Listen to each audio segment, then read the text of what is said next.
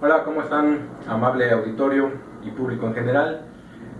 Vamos a iniciar una transmisión especial de una serie de programas que vamos a realizar en el Laboratorio de Análisis Social Estratégico en materia electoral. La Universidad Autónoma Metropolitana, así como el posgrado en Estudios Sociales de la Universidad Autónoma Metropolitana, sede Iztapalapa, se complace en iniciar esta serie de programas y con la anuencia de expertos para abonar a un clima de información y de formación de la opinión en este contexto electoral en víspera de las próximas elecciones. En esta ocasión tenemos el gran honor de contar con la asistencia del doctor Miguel Ángel Granados Atlaco. Él es un experto en materia electoral. Hago una muy breve mención de todo el currículo académico que tiene, es muy vasto, por eso vamos a tratar de hacer un breve resumen. El doctor Miguel Ángel Granados Atlaco tiene preparación en 4 disciplinas, es politólogo por la Facultad de Ciencias Políticas de la UNAM, tiene también una carrera en filosofía, también tiene una carrera en letras hispánicas, lingüística y letras hispánicas, así como también en filosofía. Él es poseedor de 2 medallas por Gabino Barrera, así como una serie de ensayos premiados por disertaciones en torno a la materia electoral, del hecho electoral. Él tiene cátedras en la Universidad Nacional Autónoma de México, va a cumplir 26 años como docente por oposición en esta universidad y se ha especializado, y las materias sobre las cuales él da cátedras son filosofía del derecho, derecho civil, derecho público, así como otras más. Así que pues le damos la bienvenida al doctor Miguel Ángel Granados Atlaco, un honor que haya usted brindado parte de su tiempo para esta entrevista. En este clima del proceso electoral, del cual se ha hablado que se ha implementado una serie de reformas muy importantes, una reforma política, una reforma electoral, que va atada de otras reformas estructurales en el país, se ha comentado que este tipo de reformas, y en específico la que nos reúne hoy, abonan a un clima de confianza en las instituciones y pretende solucionar ciertas problemáticas que se han venido arrastrando en otros procesos electorales. ¿Nos podría usted señalar desde el punto de vista de su disciplina y del vasto conocimiento que tiene en la materia, cuál es el contexto que antecede esta reforma? Gracias. Bueno, y hay muchas cosas en juego. En primer término, yo quisiera destacar que efectivamente la materia electoral ha estado sujeta a un proceso de muchos años de una auténtica transformación, primero una construcción y luego una transformación, una permanente actualización. Esto derivado de qué? Bueno, de que precisamente ha ido cobrando una auténtica importancia la contienda electoral. De repente podemos pensar que para los 60, los 70, pues era innecesaria una legislación que estuviera generando condiciones de auténtica contienda. Sin embargo, con la pluralidad democrática, con la aparición de otras fuerzas políticas, se fueron surgiendo también nuevas necesidades electorales. Ahora, la esencia del problema en el ámbito del derecho electoral es que, pues, lamentablemente estamos sustentándolo en una desconfianza generalizada, donde pues se requiere forzosamente de reglas muy claras, específicas, reglas que le den a todo aquel que pretende contender una seguridad de que en la contienda va a haber igualdad de condiciones, lo cual lógicamente no ha sucedido. Estamos en un proceso. En mi opinión, creo que hemos avanzado lentamente, aunque hemos dado por ahí un par de pasos agigantados. Yo mencionaría particularmente la reforma del 96 y la reforma reciente, la que tenemos del año pasado. Entonces, creo yo que sí hemos avanzado de manera muy importante, que se ha construido un andamiaje jurídico vasto, que está permitiendo una mejor contienda, pero que lamentablemente sigue habiendo mucha tinta todavía pendiente que trabajar, ¿no? Y que esto, pues lógicamente también está sustentado en la necesidad de que tengamos una voluntad política, que esto, pues también lamentablemente es lo que no ha permitido que ciertos temas drásticos, fuertes, fundamentales en la construcción de una democracia, pues no sean tocados, que sigan estando ahí, que en determinado momento también tenemos un problema con la oposición, que cuando ya se revierten los papeles deja de ser oposición y se convierte en gobierno, pues como que se olvidan algunos temas importantes que en su oportunidad tal vez fueron parte de la bandera electoral y que cuando ya se tiene la opción o la posibilidad de modificarlas, pues parece que ya pasan a un segundo plano, se privilegia una agenda política más que una verdadera agenda social, una verdadera agenda electoral, y esto ha derivado en que pues siempre nos quedemos con el mal sabor de que las reformas electorales, si bien algunas muestran avances, también es cierto que siempre dejan algo pendiente. Ok, muchas gracias. Entonces, como usted, voy a recuperar algunos de sus señalamientos. Digamos que previo a la reforma del 96 estábamos en un camino hacia consolidar el pluralismo, que de alguna manera había algunos temas que la oposición había posicionado para impulsar una apertura del sistema político y que hubiera reformas específicas en materia electoral. En este sentido, ¿cuál ha sido la agenda que la oposición ha dejado en el camino y que ahora que viene esta reforma de 2013 ha quedado también como pendiente? Hay varios temas. El que creo que tendría que preocuparnos mucho y sobre todo por la situación económica del país es el tema del financiamiento.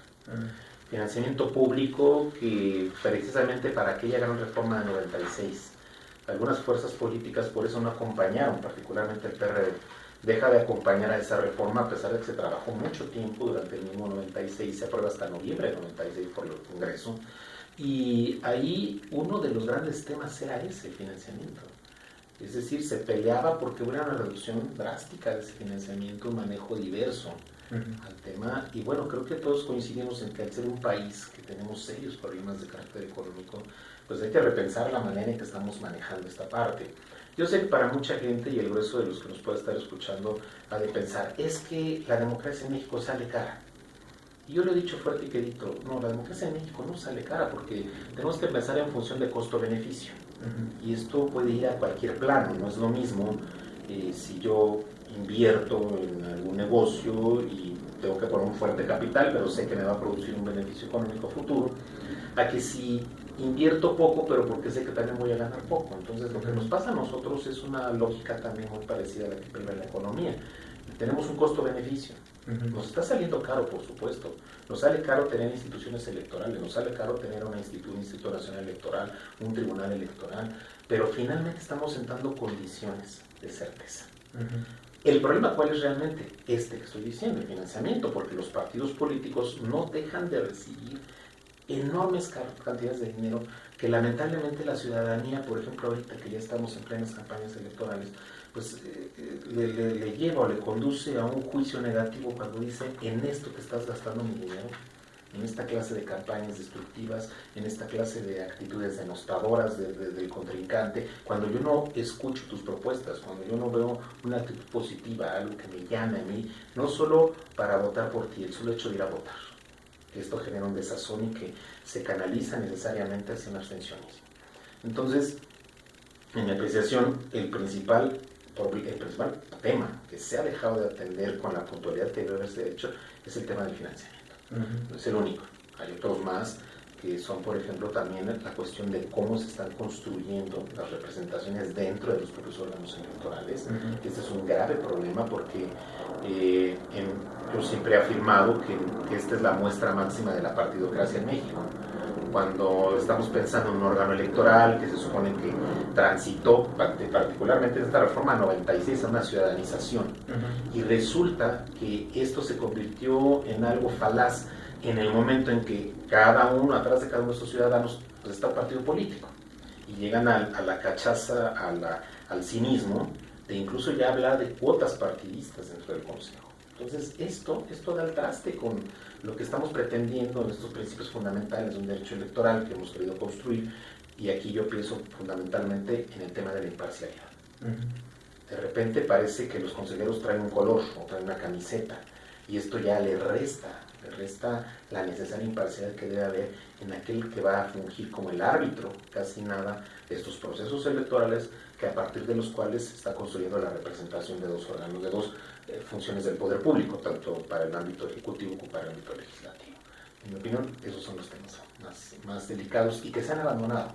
Uh-huh. Hay otros más, por supuesto, considero yo que habría que retomar la idea de la segunda vuelta electoral. Me parece sana por el lado de lo que hemos observado recientemente en cómo se ha cuestionado la legitimidad de algunos representantes, y esta segunda vuelta pues podría perfectamente darnos, si bien no necesariamente una mayoría claramente definida, sí por lo menos una sensación de legitimidad popular.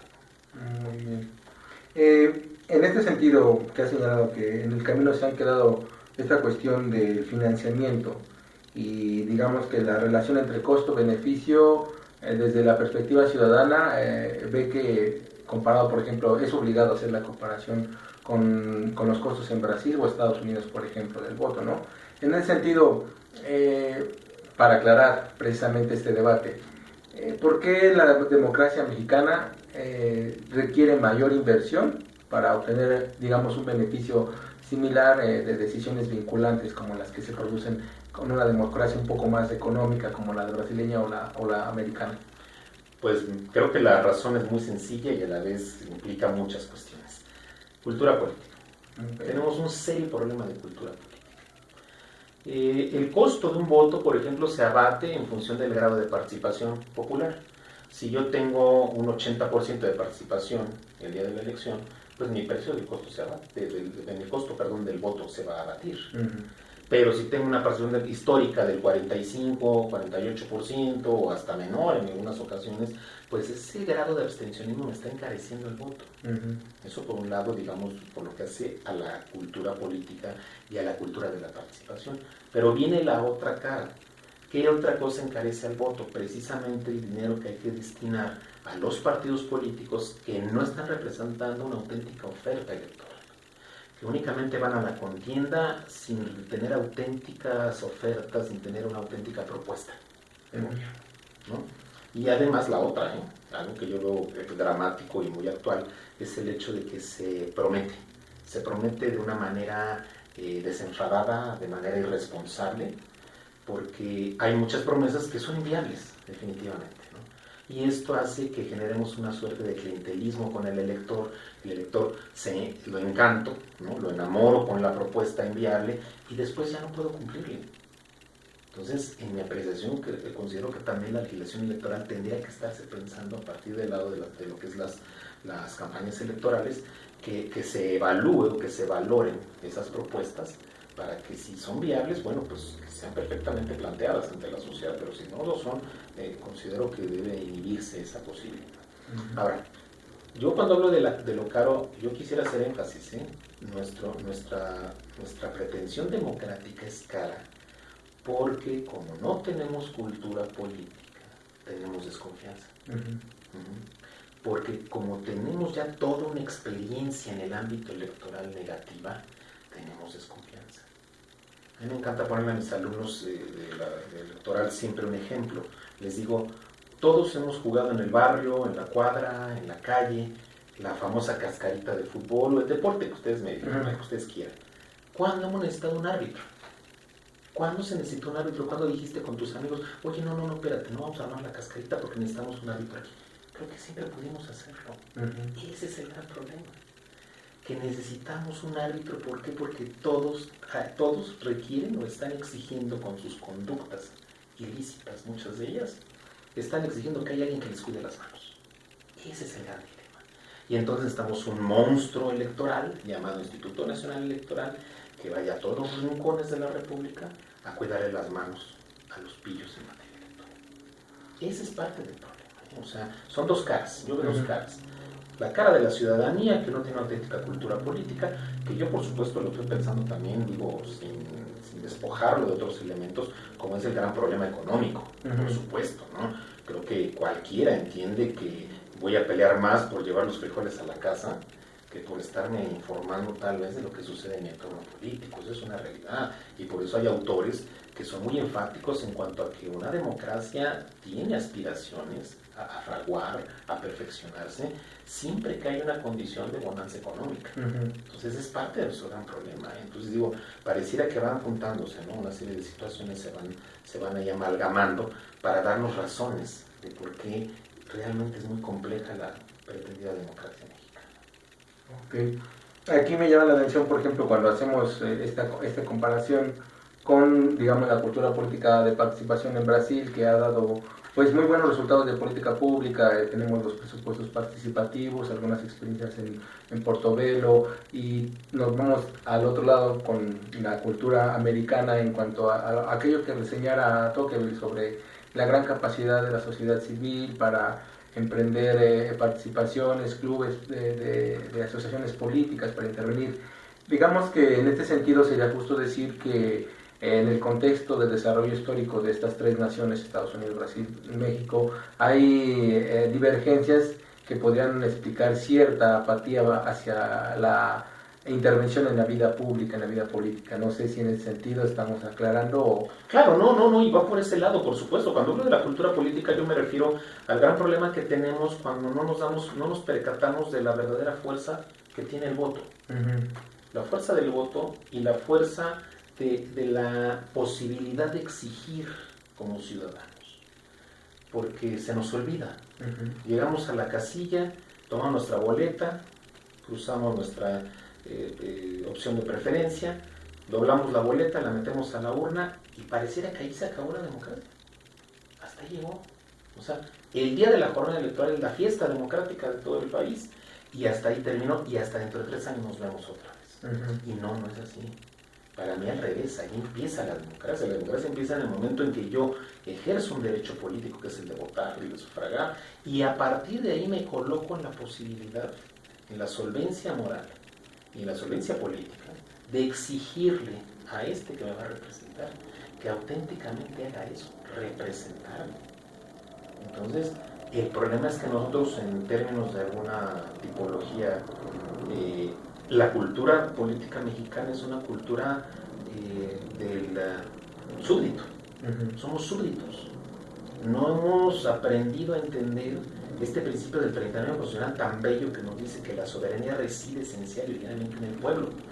Y entonces no hemos sido titulares de esa soberanía, sino que en lugar de pensarnos como soberanos, nos asumimos como súbditos. Uh-huh.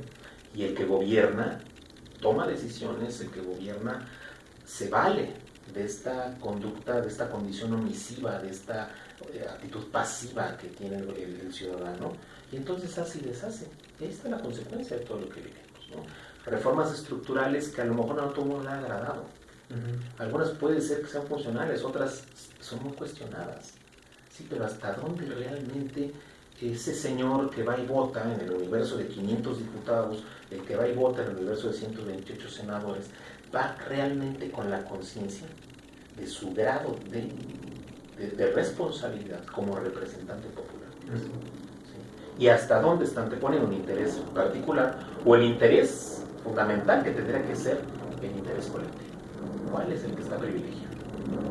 Muy bien, me parece muy acertada y adecuada esta apreciación que es al final, porque entonces tendríamos que, para explicar un poco cuáles han sido las falencias de nuestro modelo de representativo, que se reflejan en condiciones de abstencionismo y de altos costos para la toma de decisiones a través de la vía electoral. Entonces tendremos que hay un factor de cultura política, un factor de irresponsabilidad en las plataformas electorales, por así decirlo. Ya veremos cómo la oferta electoral, ¿no? Una oferta electoral desleal, yo diría, ¿no? Okay.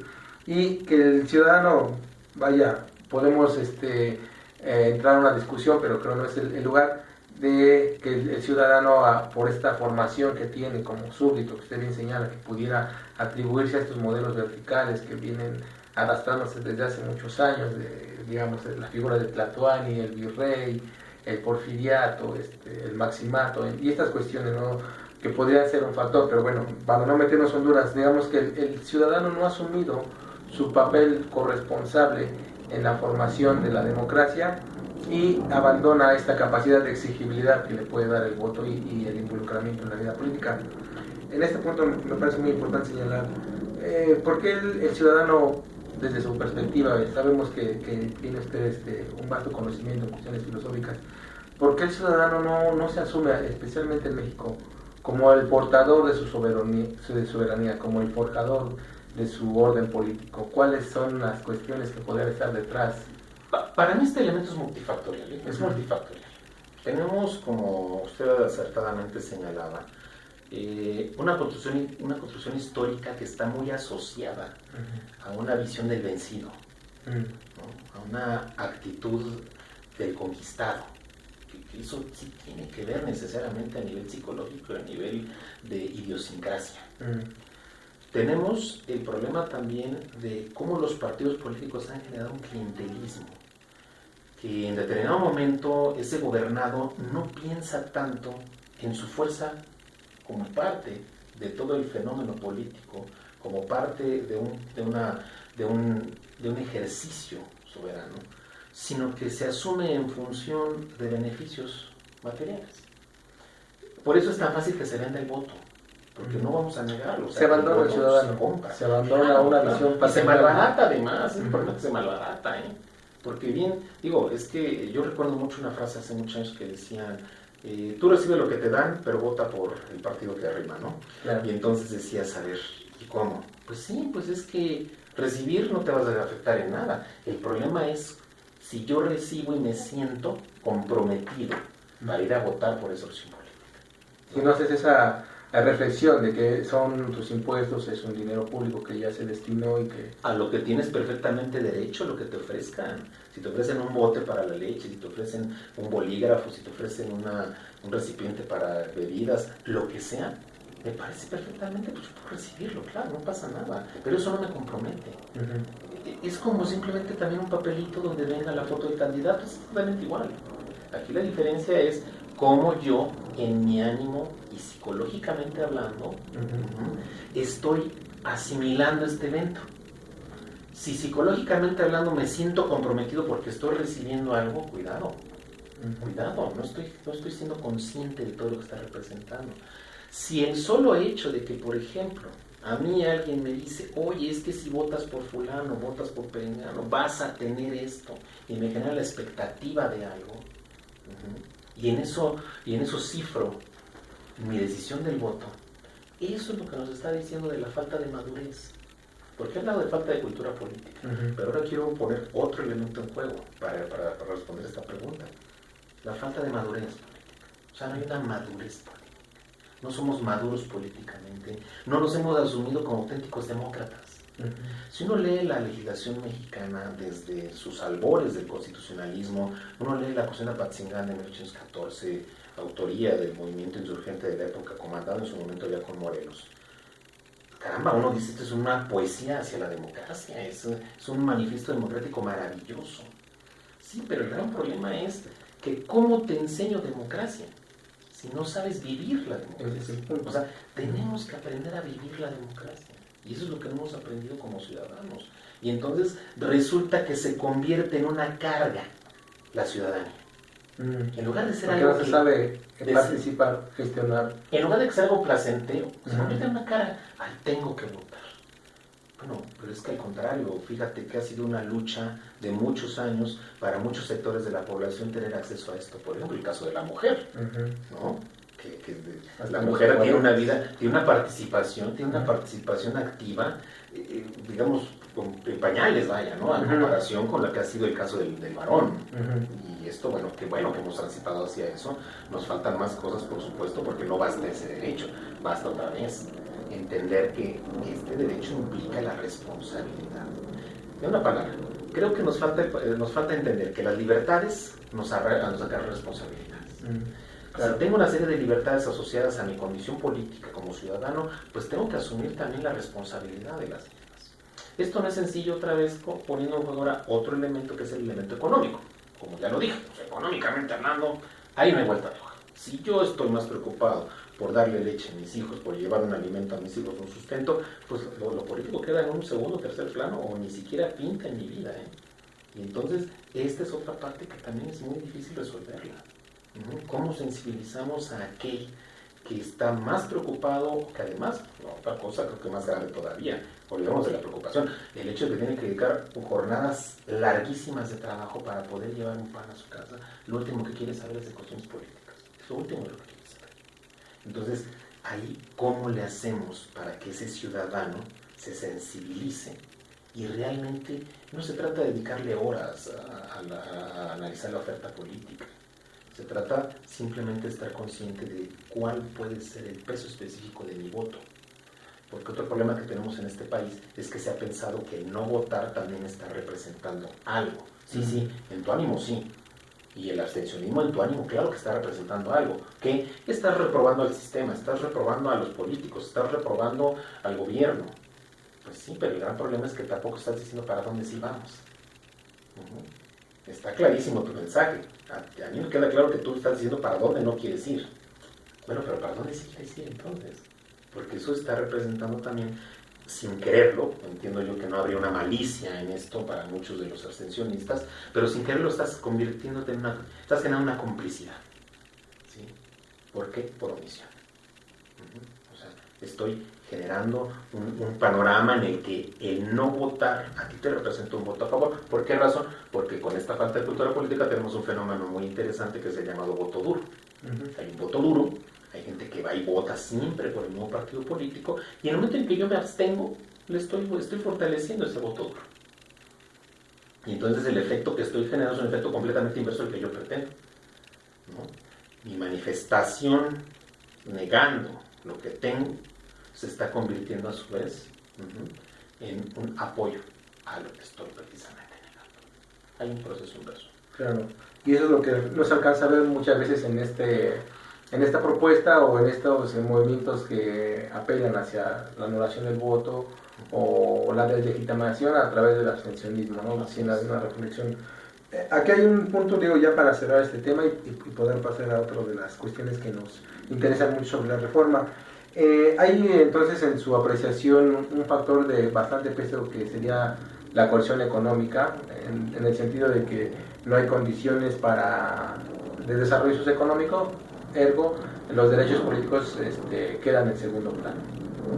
¿Qué opina también sobre la coerción física de estos lugares donde opera el crimen organizado o donde, por ejemplo, aprovechando estas condiciones de vulnerabilidad económica, grandes grupos delictivos se han, digamos, hecho cargo de ciertos procedimientos o operación política para favorecer ciertos candidatos? Bueno, me viene a la memoria ahorita lo de los niños halcón, por ejemplo, que no sé a bien qué grupo los estaba patrocinando, o sea, más allá del color que querían favorecer.